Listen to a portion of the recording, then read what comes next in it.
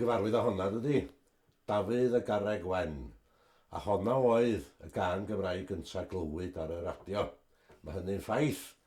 Ond chydig ar y 9 o ffeithiau sydd ar gael am y sawl sydd ei enw wrth yr alaw.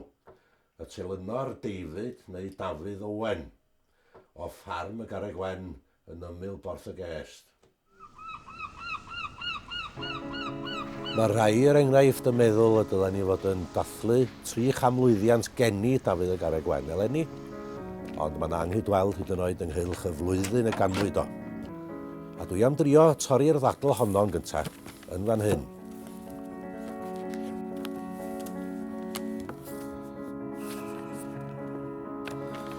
Mi fysa chi'n meddwl y bysa dyddiad geni rhywun yn rhywbeth gweddol hawdd bod yn bendant yn ei gylch, ond ydy'r llyfrau ddim y gytun.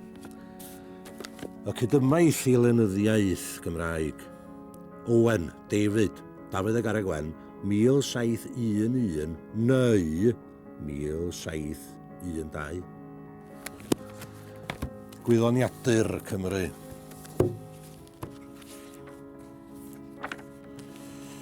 Dafydd y Garreg Wen, 1710 neu 1720. Ond rhyw blantos o lyfrau di hynna. Be mae'r hen wr yn dweud?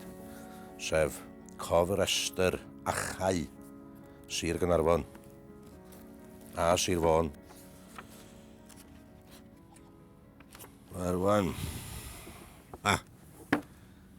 David, alias Dafydd y Garreg Wen, 1711. Ond mae'n nodyn yma yma, gweler tudalen 353. Dafydd y Garreg Wen, ganwyd 1719. A mae'n nodyn yma. Mae'r dyddiad geni ar ei garreg fedd yn anghywir, ac mi ddyla fod rhyw fath ag yng nghofrestr achau Bangor. Ond mae cofrestr achau Bangor ar y microfiche.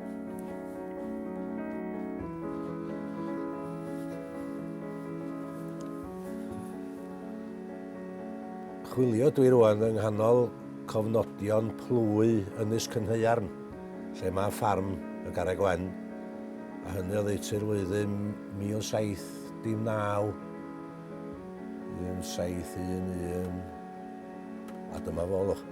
David, son of Owen Humphrey, by his wife of Garreg Wen, was christened the 27th of January, 1711. Mae rwan oedd hi'n arfer yn yr oes honno iddyn nhw fedyddio plant syth ar ôl iddyn nhw gael ei geni, a cofn iddyn nhw fynd ar ei pennau uffern os oedden nhw'n marw yn fabus. Wedyn mae'n byr debyg bod Dafydd y Garreg Wen wedi eni yn y flwyddyn 1711.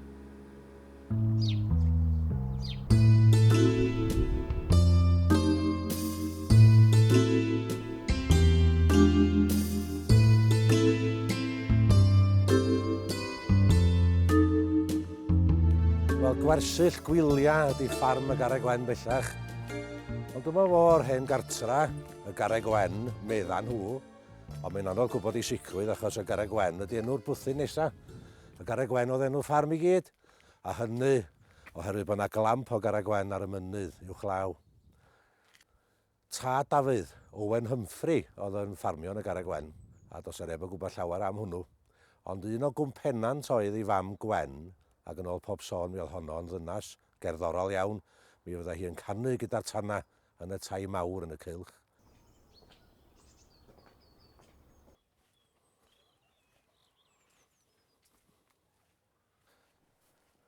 A dyma hi y Garreg Wen enwog. Ac yn ôl yr hanes, mi fydda Dafydd yn dod i ista ar hon i gyfansoddi. Mae yna dair cainc wrth i enw. Dafydd y Garreg Wen wrth gwrs. Un arall wedyn, difyrwch gwir criciath. Mi nath o honno ar gais pobl criciath i chwarae yn ei gwyl mapsant nhw. A mi oedd Dafydd yn dal cyswllt efo tŷ mawr yn Borth y Gest, Plas y Borth. A mi fydda fo'n aml iawn yn mynd â'i delyn i ddifyru'r bobl i'r plasty. Ac un noson ar ôl noson lawen fawr, mi oedd o'n cerad adra a'i delyn ar ei gefn. A dyma i'n doriad dydd arno fo. A mi ddoth i istar i hoff garreg. A mi glywodd ehedydd yn canu gyda'r wawr. A dyna fo'n cyfansoddi yn y fan ar lle, codiad yr ehedydd. Does a ddim tystiolaeth o fath yn y byd. Mae Dafydd Owen pia'r un o'r tair alaw sydd wrth ei enw. Dim ond traddodiad llafar Efionydd. Ac anna dos a neb di cynnig enw arall, ydw i fod o'n rhoid yng nghoel ar yr hyn mae pobl Efionydd yn ei goelio erioed. Mae yna lawer o chwedla wedi hel o gwmpas y telynor. Un ydy fod o'n ddall. Wel, os oedd o'n ddall, sut y cerddodd o'r holl ffordd adra o Borth y Gest ar ôl y noson fawr, heb ddisgyn i'r gors. Hefyd, o'na hen ddynas tra diwedd y 19fed ganrif yn cofio mynd i noson lawen yn hogan ifanc i ddawnsio, ac oedd hi'n dweud na Dafydd y Garreg Wen oedd yn chwarae'r delyn yn y noson lawen, a'i fod o'n ddyn mawr hardd. Nath hi sôn dim i fod o ddall. Dall neu beidio, mi oedd yr alaw honno, Dafydd y Garreg Wen, wedi mynd yn boblogaidd iawn drwy wledydd Prydain cyn diwedd y 19fed ganrif.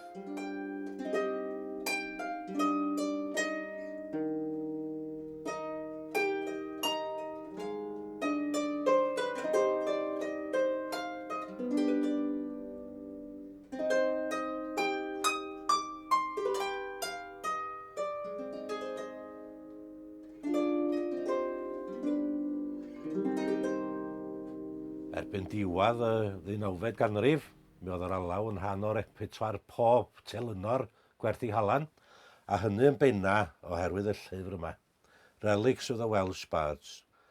Ac yno fo, mae yr alaw Dafydd y Garreg Wen, ac felly y cafodd Joseph Haydn afal ar yr alaw. Y ddiweddarach mi ddechreuodd y beirdd rhamantaidd Cymraeg gyfansoddi geiriau i fynd ar ei o'r hen alawon yma. A'r geiriau sydd wedi glynyd wrth alaw Dafydd y Garreg Wen ydy rhai ceiriog. Cariwch, medd Dafydd, fy nhelyn i mi. Ceisaf cyn marw, roi tôn arni hi. Codwch fy nwylo i gyrraedd ei thant. Dyw a'ch bendithio, fy ngweddw am plant.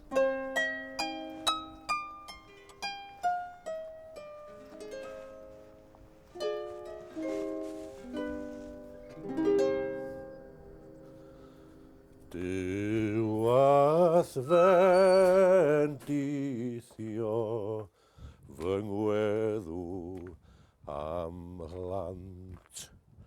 Ceiriog ffiar geiria, a dogyn Dafydd y Garreg Wen ddim gweddw na phlant.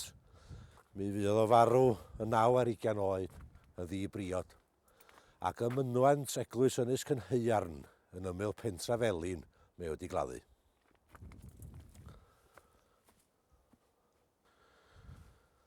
A dyma fo bedd Dafydd y Garreg Wen a llun telyn hardd ar y garreg, a blwyddyn i farw yn anghywir, 9 mlynedd ohoni.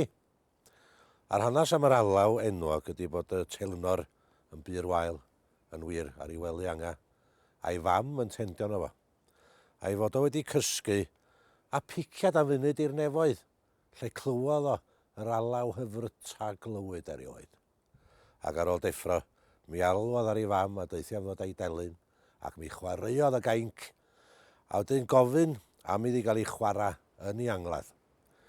Wel, mi fydd o farw toc wedyn, a do'na neb yn yr angladd oedd o medru chwarae'r delyn. Ond mi gariwyd y delyn ar flaen yr angladd a'r gynulleidfa yn hymian.